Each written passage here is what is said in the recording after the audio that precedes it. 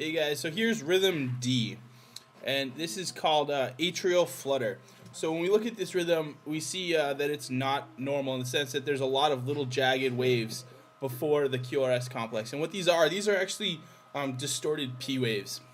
They look like little sawtooth kind of things. You notice that there's 1, 2, 3, 4 P waves for every QRS complex.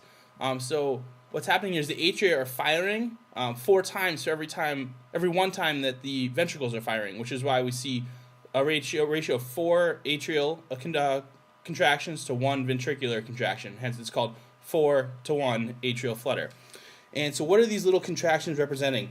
So, as normal, the impulse is going to start up at the SA node, and it goes through and depolarizes the atria, which you see by each of these little sawtooth things. And then when it gets down to the bottom of the atria, there's actually, generally the cause of it is a reentry circuit. So normally the beat stops and does not go back up to the atria. In fact, it just goes down through the SA node into the ventricles.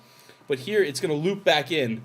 So there's basically a case of aberrant conduction. So this is oftentimes caused by a damage to the heart.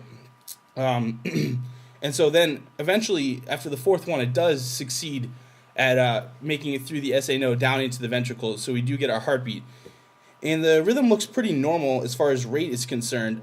So the ventricular contractions are good, and actually it's kind of like in some ways a good thing that they're not all getting through, because if each one of these little sawtooth things was actually getting through, then our ventricles would be contracting too fast and we wouldn't really be getting effective blood flow. So it's kind of a good way for your body to protect itself in the case such as this, where there is this kind of reentry circuit up in the atria.